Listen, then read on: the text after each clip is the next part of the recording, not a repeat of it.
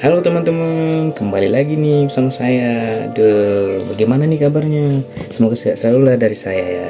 Jadi saya hari ini ingin menyampaikan materi baru lagi nih, yang memang berhubungan dengan materi sebelumnya. Jadi nama materinya itu logika proposisi. Ya, mungkin kalian nggak tahu itu apa itu logika proposisi, tapi kalian tahu contohnya mungkin ya dari soal-soal UTBK atau di soal-soal kedinasan. Itu kayak contohnya negasi, implikasi, disjungsi, biimplikasi gitulah.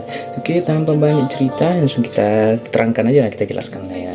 Jadi apa sih pengertian proposisi itu? Jadi proposisi itu sendiri itu adalah suatu pernyataan yang bisa dinilai benar atau salah ya, jadi pengertiannya itu sendiri itu ya. Terus bagaimana sih contoh preposisi dan yang bukan proposisi? Jadi contoh yang proposisi itu gini: jam dinding memerlukan baterai. Nah itu baru benar, itu proposisi yang menyatakan benar karena fakta. Terus yang selanjutnya itu ada kuda memiliki 3 kaki. Nah itu termasuk proposisi, tapi dia masuk kategori yang tidak fakta, dia salah. Tapi dia menyampaikan premisnya sendiri gitu. Terus yang bukan proposisi itu gimana sih?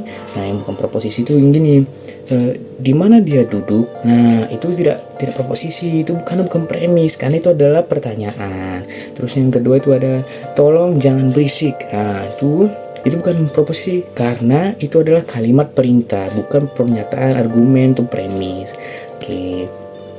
Terus ada jenis-jenis operasi logika itu ada 5. Itu yang pertama tuh ada negasi, konjungsi, disjungsi, implikasi, dan biimplikasi. Oke, mau lihat contohnya kan? Ya, jadi kita lihat dulu pengertiannya dulu. Jadi pertama itu ada negasi. Negasi itu adalah membalikkan nilai benar menjadi salah dan salah menjadi benar. Nah itu dia logo. Simbolnya negasi itu biasanya negatif. Jadi kayak negatif P, negatif A gitulah, yang mau jadi acuan lah. Jadi apanya? Itu contohnya seperti ini. Yang di positif P positifnya, pisau itu tajam. Nah, kalau pisau itu tajam, jadi negasinya gimana? Negasinya itu adalah pisau itu tidak tajam. Seperti itu. Jadi ini saya ada tampilkan tabelnya atau rumusnya gitu.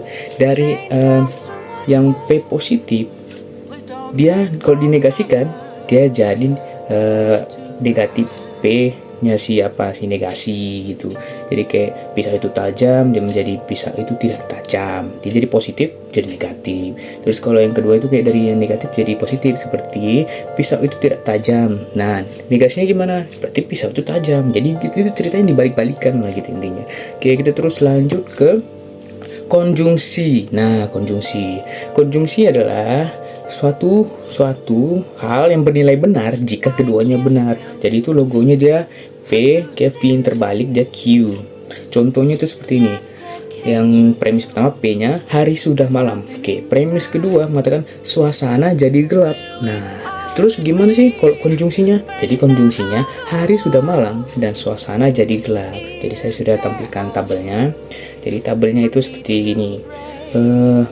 Kalau dia premis pertama dia hari sudah malam, nah terus suasana jadi gelap. Nah itu dia konjungsi, termasuk konjungsi karena dia sudah mengisyaratkan kalau itu benar-benar terpenuhi, karena kan dia mintakan bernilai benar jika keduanya benar. Nah bagaimana yang kalau tabel yang 2 gitu? Kalau dia gini konteksnya, kalau hari sudah malam terus dia bilang suasana tidak jadi gelap. Nah dia itu bukan konjungsi, dia kondisi tidak terpenuhi. Dan juga sama dengan yang 3, hari belum malam dan suasana jadi gelap. Nah itu tidak terpenuhi karena keduanya harus benar gitu. Yang keempat juga sama gitu.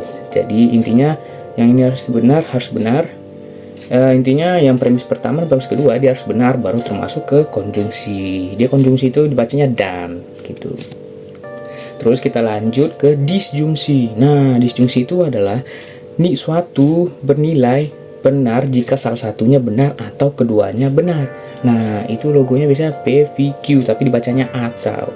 Jadi contoh seperti ini. Premis pertama mengatakan aku berjalan, premis kedua mengatakan aku berlari. Nah jadi disjungsinya gimana sih? Disjungsinya itu seperti ini: aku berjalan atau aku berlari. Nah ini saya sudah tampilkan tabelnya seperti ini jadinya kalau saya bacanya. Jadi yang pertama itu aku berjalan terus aku berlari. Nah, itu baru itu disebut disjungsi. Dia terpenuhi dia syaratnya. Terus yang kedua itu aku berjalan.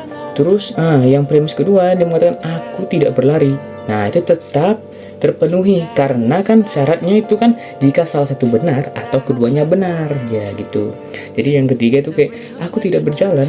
Nah, tapi yang premis kedua aku berlari. Nah, itu terpenuhi sama kan tetap. Yang terakhir dia kan aku tidak berjalan, aku tidak berlari. Nah, itu tidak terpenuhi kan, tidak sesuai syarat kan. Syaratnya kan salah satunya benar atau keduanya benar. Nah, begitu.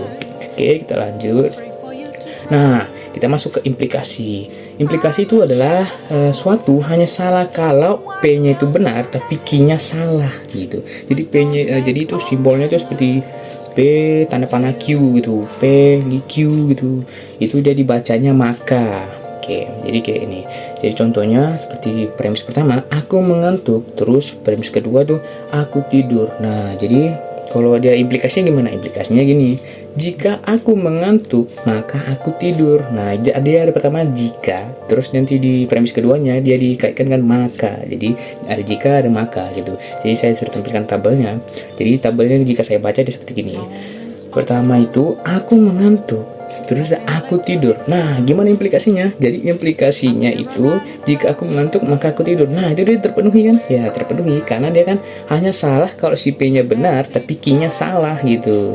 Terus yang kedua, aku mengantuk. Terus yang premis kedua, aku tidak tidur. Nah, itu dia tidak terpenuhi. Dia bukan implikasi dia ceritanya. Jadi syaratnya tidak sesuai dengan yang diminta lah. Hanya salah kalau P benar tapi Q salah. Terus kita ketiga lanjut, aku tidak mengantuk tapi aku tidur. Nah, itu terpenuhi. Dia kan sesuai syarat. Terus aku tidak mengantuk dan aku tidak tidur. Nah, itu juga terpenuhi. Ya kan? Kalau kalau P-nya benar tapi Q-nya salah itu baru dibilang salah itu. Oke, lanjut. Oke, kita masuk ke bi-implikasi. Oke, bi-implikasi itu adalah benar jika P dan Q sama-sama bernilai yang sama atau keduanya benar atau keduanya salah. Jadi itu dia logonya kayak panah dia kiri kanan jadi berbalik gitu.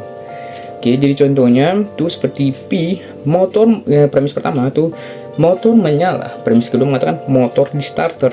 Nah, bagaimana sih bi-implikasinya? Jadi bi-implikasinya itu motor menyala jika dan hanya jika motor di starter. Jadi dia implikasinya dia jika dan hanya jika gitu. Terus ini saya sudah tampilkan tabelnya. Tabelnya sini jadi begini kalau saya baca. Jadi tabelnya itu seperti motor menyala dan terus motor menyala jika dan hanya jika motor di starter. Nah, itu dia terpenuhi karena dia sama-sama bernilai positif gitu, dia benar faktanya dan tidak gitu, itu dia terpenuhi sesuai syarat berarti. Terus yang kedua itu ada motor menyala dan jika dan hanya jika tidak motor di starter. Nah, itu syaratnya tidak terpenuhi karena tidak sesuai syarat yang tadi yang dibilang P dan Q sama-sama bernilai sama tapi keduanya benar atau keduanya salah gitu. Terus ini juga yang ketiga juga sama, dia hanya kebalik aja. Terus kalau yang terakhir gimana? Yang terakhir motor tidak menyala jika dan hanya motor tidak di starter. Nah, itu terpenuhi karena keduanya salah atau keduanya benar. Jadi nilainya sama gitu. Dia nggak ada yang di atas, nggak ada yang di bawah. Dia setara dia gitu.